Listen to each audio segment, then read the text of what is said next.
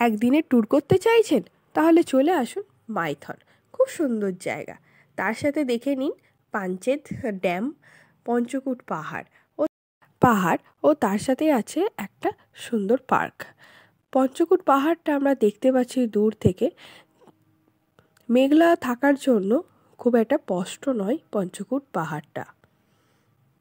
সাথে আছে পাঞ্চেত ড্যাম, যেখানে আপনারা চাইলে নৌকা ভ্রমণও করতে পারেন। চলে এলাম মাইথন। সেখানে আমরা এসে দেখতে পেলাম সুন্দর সুন্দর ফুল।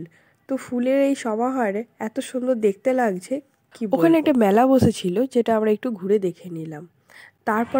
তারপর আমরা চলে গেলাম মাইথন ড্যামের দিকে।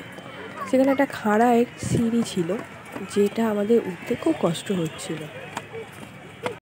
মাইথনে এসে স্পিড বোর্ডে যদি কেউ চাপতে চাও, তার চার্টটা এখানে দেওয়া আছে।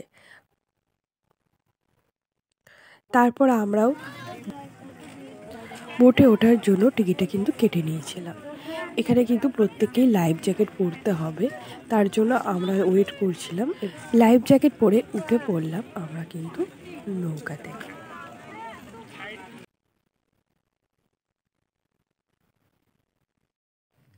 পশ্চিমবঙ্গ ঝাড়খণ্ডের সীমানায় অবস্থিত মাইথন।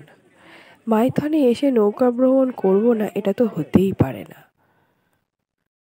মাইথনকে গরিবের ডাল লেকে সিকারাডাইট, দুধের স্বাদ ঘোলে মেটাতে গেলে নৌকা ভ্রমণ করতেই হবে। মাইথন কিভাবে আসবেন? যেখান থেকে আসুন না কেন, কুমারডুলিতে নেমে অটো বা গাড়ি রিজার্ভ করে চলে আসতে পারেন মাইথনে। আমরা মাইথন ড্যামেতে এসে পৌঁছেছিলাম ঠিক সূর্য ডোবার আগে। তাই সূর্য ডোবাটা আমরা কিন্তু খুব সুন্দরভাবে দেখতে পেয়েছিলাম, আর যেটা খুব সুন্দর লাগছিল। জলের এই উচ্ছ্বাস স্রোতে বেশ ভয়ও লাগছিল।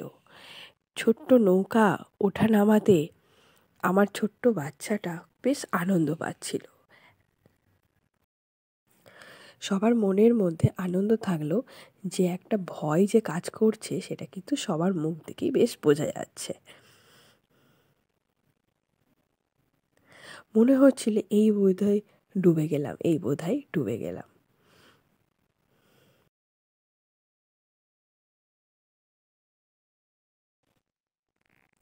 সূর্য ডোবার সাথে সাথে এবার আমাদের ঘরে ফেরার পালা।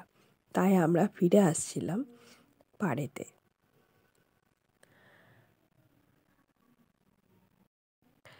এখানে একটা মজার ব্যাপার হলো,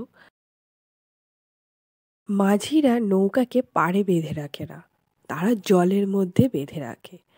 তা একটা নৌকার সাথে একটা নৌকা দড়ি দিয়ে বেঁধে রাখে, কারণ পাড়েতে জলের স্রোত অনেক বেশি থাকে। নৌকাগুলোকে খুব সুন্দর। চলো টাটা, আবার নিয়ে চলে আসবো নতুন ব্লগ। তার জন্য কিন্তু আমার চ্যানেলটি সাবস্ক্রাইব এবং লাইক ও কমেন্ট করতে কিন্তু ভুলো না।